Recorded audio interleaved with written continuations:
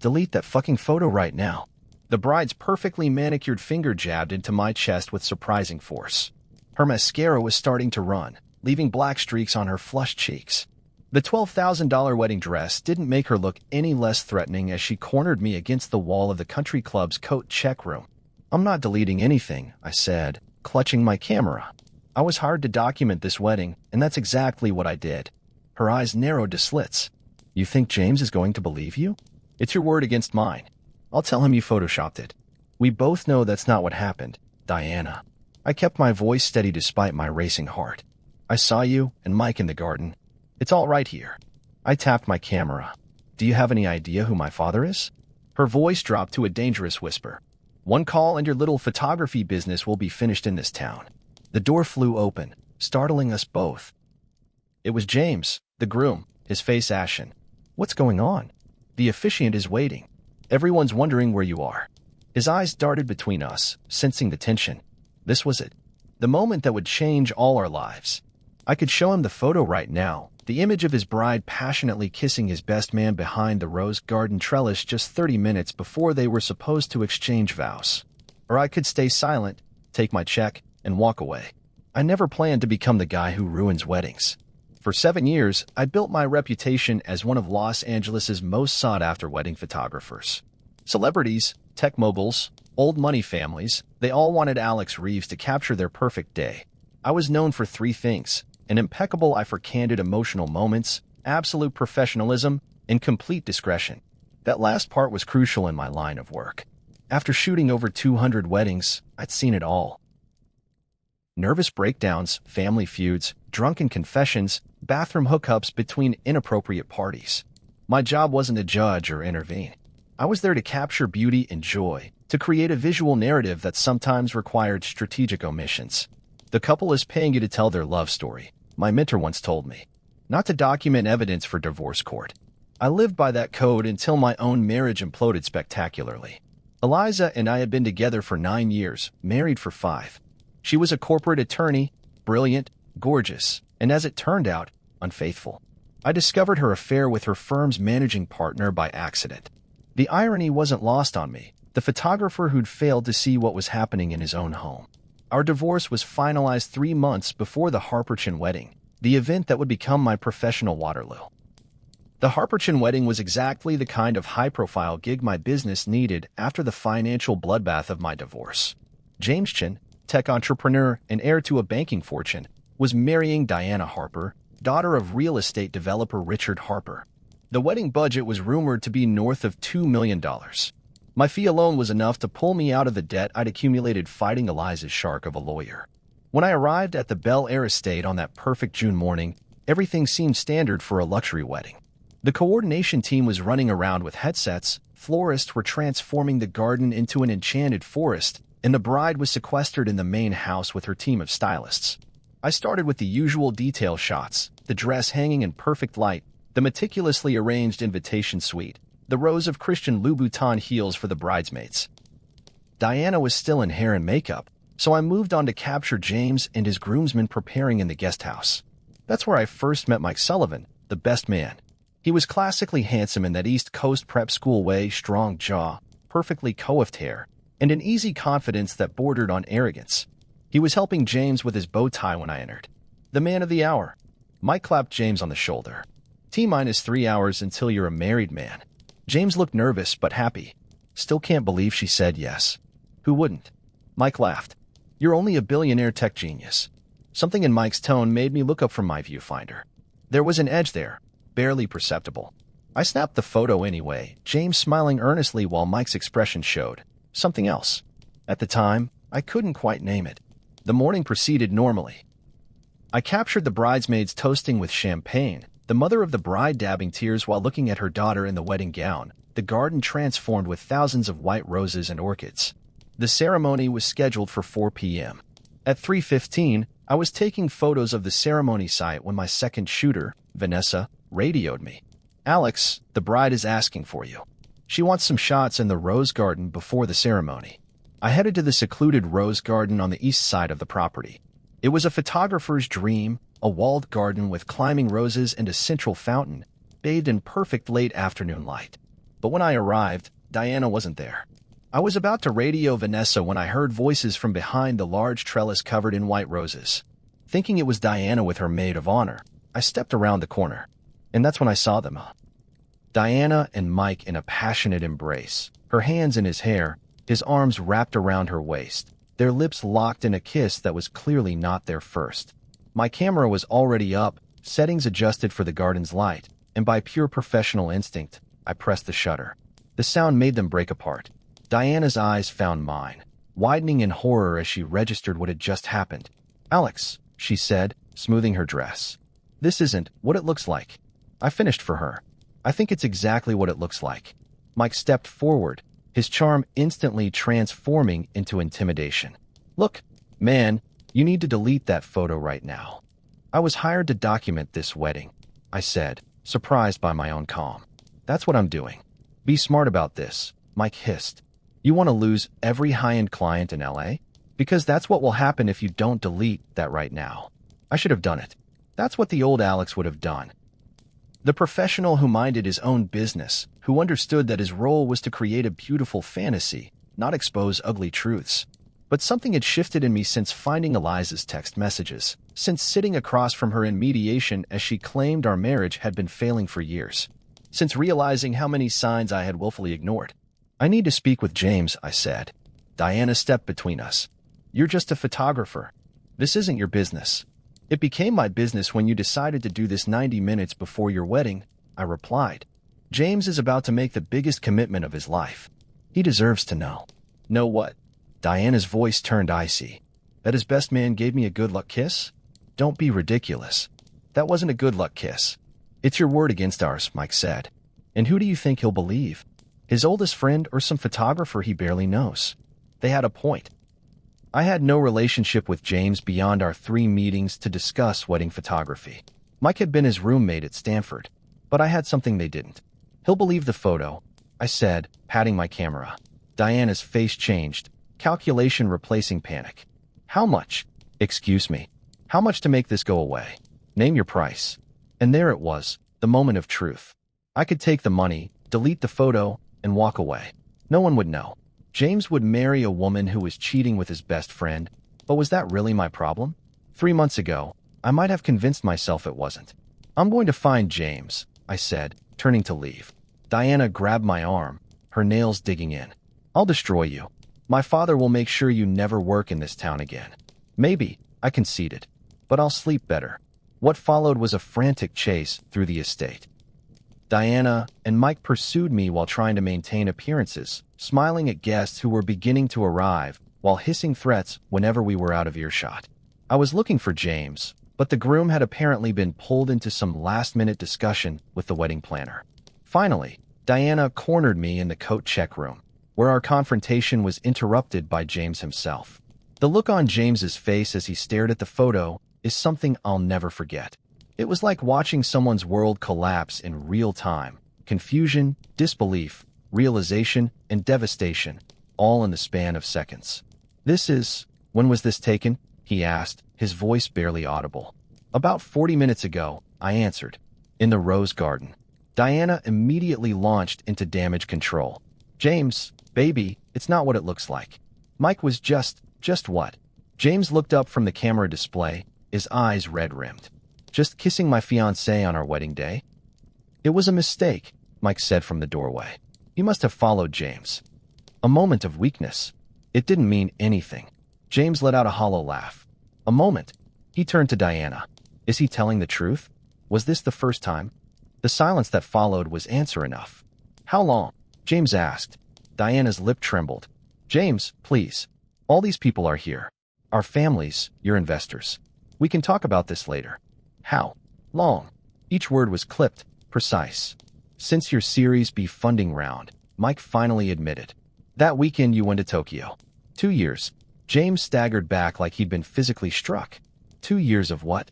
Sneaking around behind my back, laughing at me. "It wasn't like that," Diana insisted. "I love you, James. I want to marry you.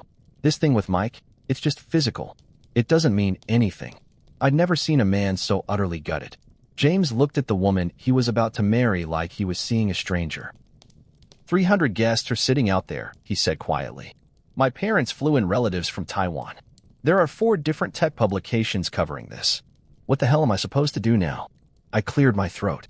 If I could suggest, you've done enough, Diana snapped at me. This is none of your business. Actually, James said, I'd like to hear what he has to say. I hadn't planned to offer advice, but seeing him standing there, this successful man reduced to confusion by betrayal, reminded me too much of myself. Cancel it, I said simply. It'll be embarrassing and difficult, but not as bad as going through with it knowing what you know now. James nodded slowly. Yeah, you're right. He turned to Diana. The wedding's off. What happened next was pure chaos. Diana alternated between pleading with James and threatening me with legal action. Mike tried to explain that it had been a mistake, that he valued James's friendship more than anything.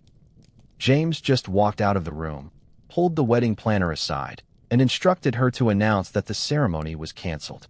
I've never seen a crowd disperse so awkwardly. Guests whispered among themselves, some looking scandalized, others secretly delighted by the drama. James's parents maintained rigid dignity as they thanked people for coming.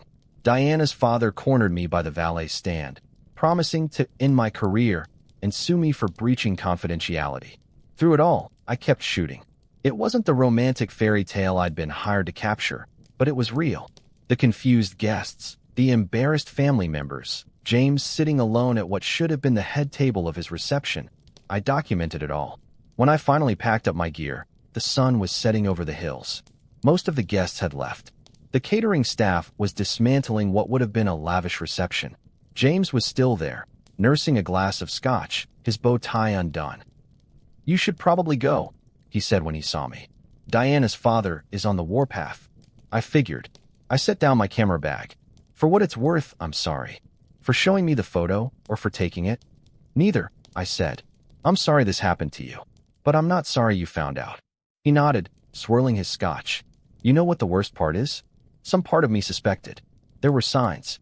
Late night, work calls. Weekends when they were mysteriously both unavailable. I just didn't want to see it. I know exactly what that's like, I said, and told him briefly about Eliza. So what now? He asked after a moment. Will this ruin you? Professionally, I mean.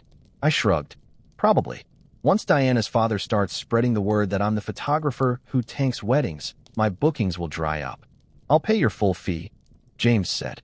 Plus a bonus. It's the least I can do. You don't owe me anything. I owe you the truth, he insisted. Most people would have looked the other way, taken the money and kept quiet. I used to be that person, I admitted.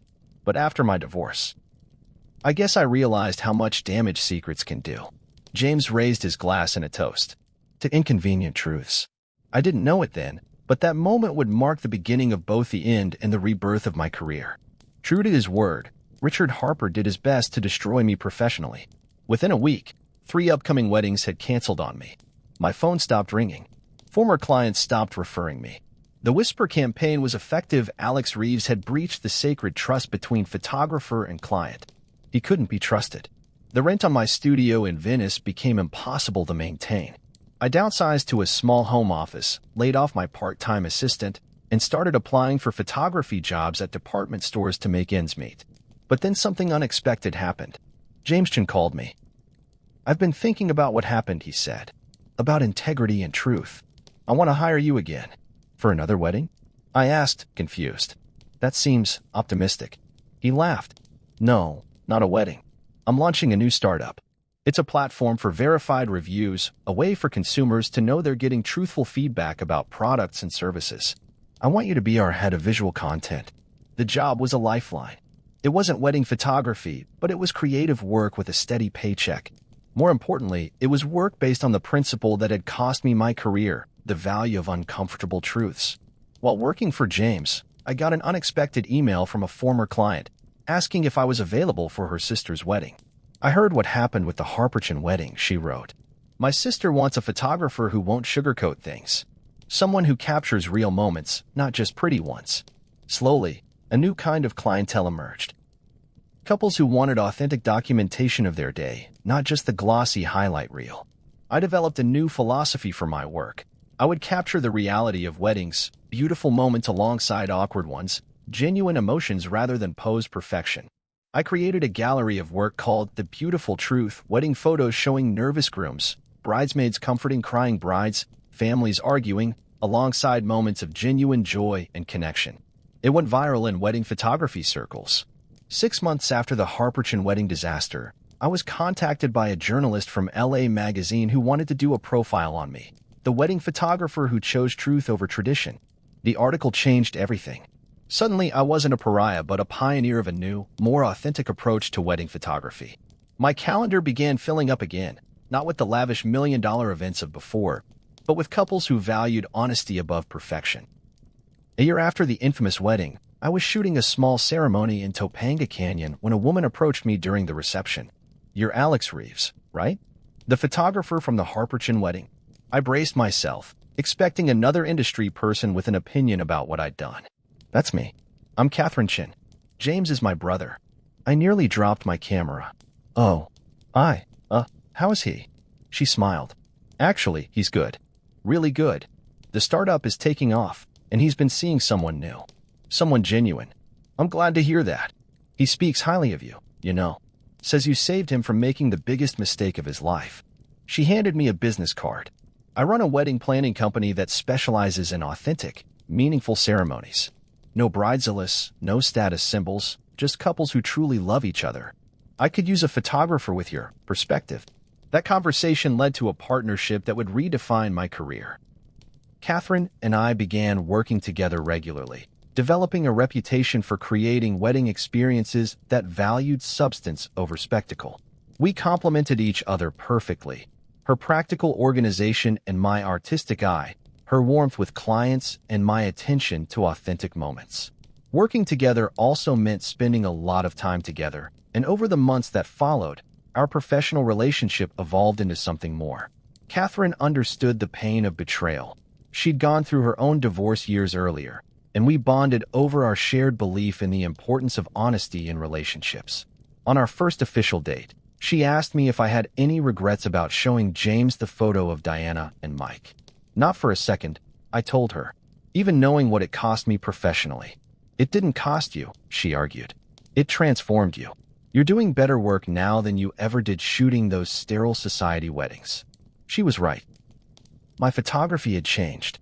Instead of chasing perfect light and flawless compositions, I was capturing authentic human connection, the nervous glance between newlyweds before their first dance, the quiet moment between a father and daughter before walking down the aisle, the mixture of joy and terror in a groom's eyes as his partner recites vows. 2 years after the wedding that changed everything, Catherine and I launched a workshop series for wedding photographers called Beyond the Perfect Shot. We taught techniques for capturing authentic moments and the ethics of wedding photography. The question always came up: what is the photographer's responsibility when they witness something the couple should know about? There are no easy answers. Every situation is different. But I always tell my students the same thing: your client isn't just the person paying you. It's also the marriage itself. Sometimes serving one means betraying the other. I still think about Diana and Mike sometimes. I heard they got together officially about 6 months after the canceled wedding, once the scandal had died down. Last I heard, they were engaged. I wonder if they hired a photographer who would look the other way if necessary, or if they learned something from what happened. As for me and Catherine, we're taking things slowly. The irony isn't lost on me falling in love with the sister of the groom whose wedding I ruined. But there's a rightness to it too. Our relationship was born from a moment of painful honesty, and that's been our foundation ever since. My business card used to read, "Alex Reeves Photography, Capturing Your Perfect Day."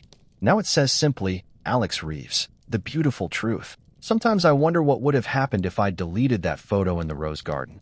If I'd taken Diana's money and kept quiet. James would be in an unhappy marriage. I'd still be shooting lavish weddings and looking the other way when necessary. I wouldn't have met Catherine. One photo changed everything, not just because of what it revealed, but because of the choice I made about what to do with that revelation. It cost me my reputation, my business model, and nearly my career. But it gave me something more valuable: the knowledge that when faced with a difficult choice between comfortable lies and painful truths, I chose truth. I carry my camera differently now, not as a tool for creating beautiful illusions, but as an instrument for capturing reality in all its complicated glory.